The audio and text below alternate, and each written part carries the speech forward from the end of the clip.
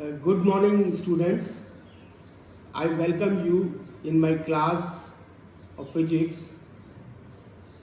I am taking a new topic, that is a velocity time graph, and this is a episode number 4 in continuation with the episode number 3 of motion, which is the first chapter. And before starting the new topic, that is velocity time graph, I would like to recap the points covered in the episode number 3. So in episode number 3 we have discussed about the distance time graph, and under the topic this distance time graph we have discussed about the stationary object. So for a stationary object, the distance time graph is parallel to the x-axis, that is the time axis. And the second point was the distance time graph for an object with a uniform motion. So for uniform motion, we know that if the body covers equal distance in equal interval of time, then it is said to be in a state of uniform motion. So for a uniform motion, the distance time graph is a straight line, and the slope of the distance time graph gives the speed. Now coming to the today's topic, that is velocity time graph. So the first point is the velocity time graph for an object in uniform motion. Again, we know that the uniform motion means if an object increases or decreases its velocity in equal amount in equal interval of time. So for a uniform motion, there will be no change in the speed. So suppose the initial speed of an object is v, as indicated in this graph. So now we see that from this velocity time graph, where we have taken this time at the x-axis and the velocity at the y-axis. So now at time t is equal to 0, as indicated in this graph, suppose the velocity is v, and since we are taking the case of constant velocity, and constant velocity means there is no change in the velocity with the time, and after time t1 the velocity will be same, as we are taking the case of constant velocity v, and after time t2 the velocity will be v. So we observe that there is no change in the velocity with the time. So now we know that now the first case is calculation of the displacement from the velocity time graph when an object is in uniform motion. Since we know that the velocity is equal to displacement upon time, or we may call it displacement is equal to velocity into time. As we know that the velocity is equal to displacement upon time, or displacement is equal to, we will cross multiply it, displacement is equal to velocity into time. Now from the graph we know that we are considering the case of constant velocity, which is v. So now velocity is v multiplied by time. Time is from t1 to t2, that is t2 minus t1. Time interval is t2 minus t1. And this v, if we see the graph, if we look at the graph, then v is represented by bc, because this is velocity v and this is indicated by bc. So now we will write here bc. And what about t2 minus t1? This is t2 minus t1, which is indicated as ab. So now displacement is equal to bc into ab, and this bc into ab we can call it as a area of the rectangle. We know that area of the rectangle is equal to length into breadth, and length is bc and the breadth is ab. So we conclude that the area under velocity time graph gives the displacement covered by the body. This is very important. The area under velocity time graph gives displacement covered by the body, as we have proved from this derivation.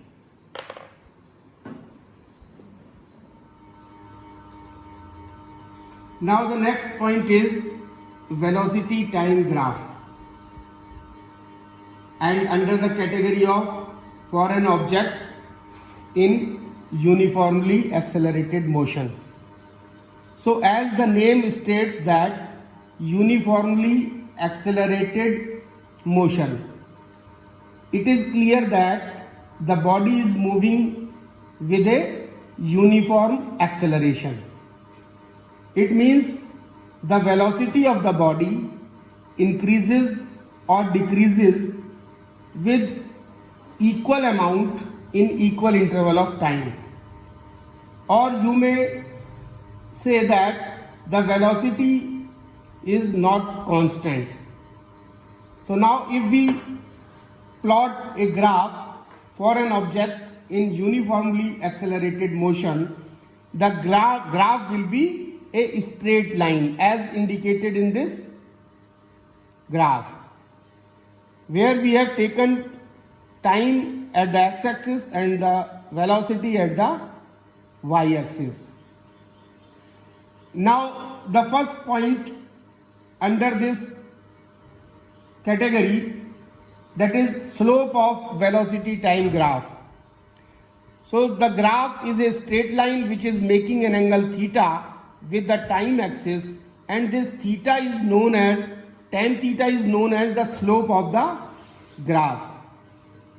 Now if we calculate the slope of the graph or the tan theta, consider that 2 points on the graph, that is A and B.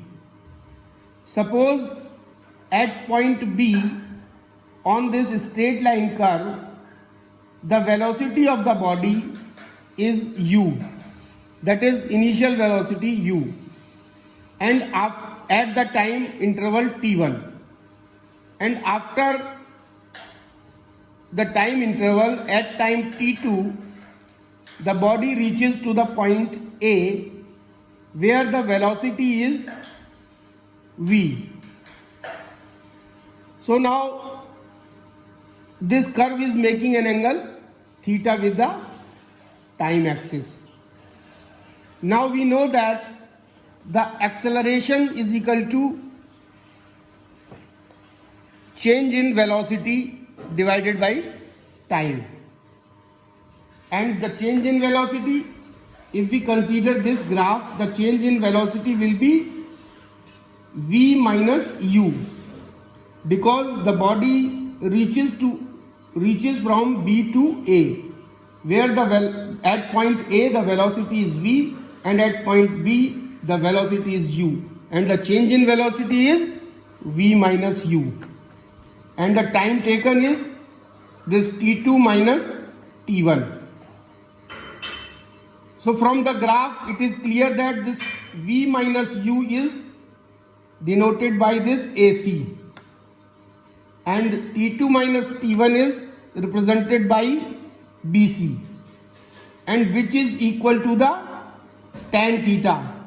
From the Pythagoras theorem, tan theta is equal to perpendicular upon base, and this AC is perpendicular and BC is base.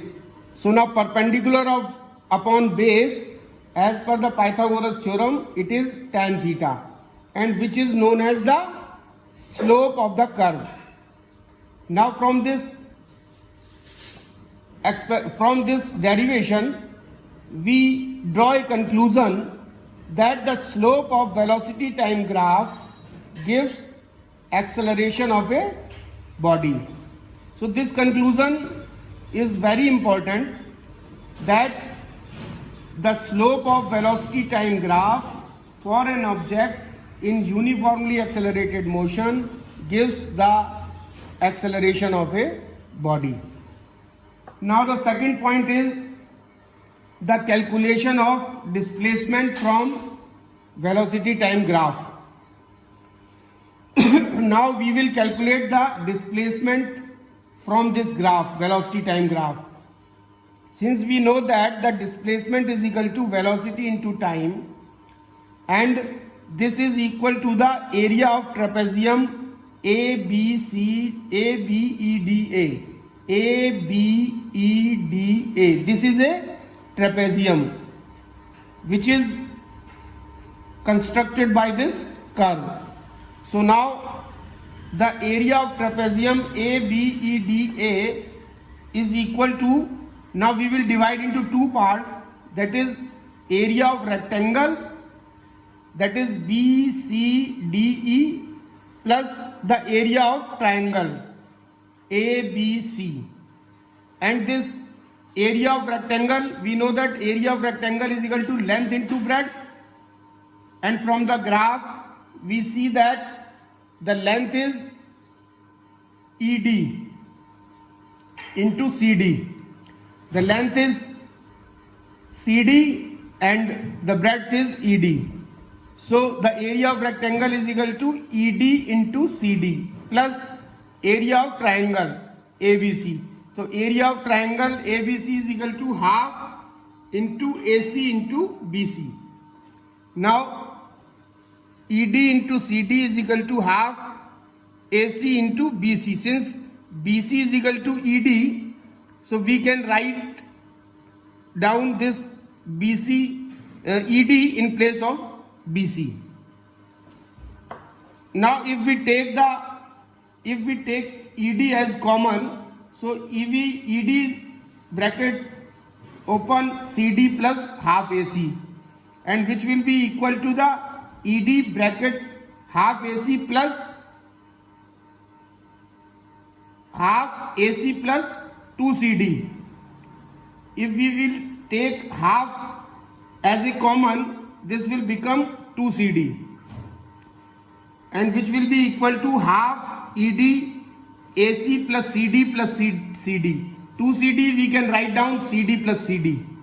So now which is equal to half ED AD plus BE, and this is equal to the area of trapezium, because we know that the area of trapezium is equal to sum of two parallel sides into height upon 2.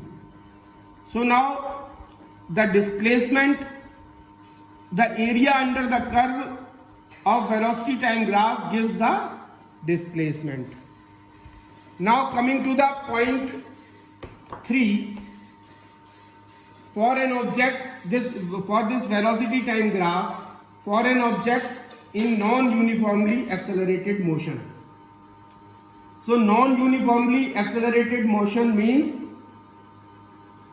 if the velocity increases or decreases in unequal amount with the equal interval of time, then the body is said to be moving with a non-uniform acceleration.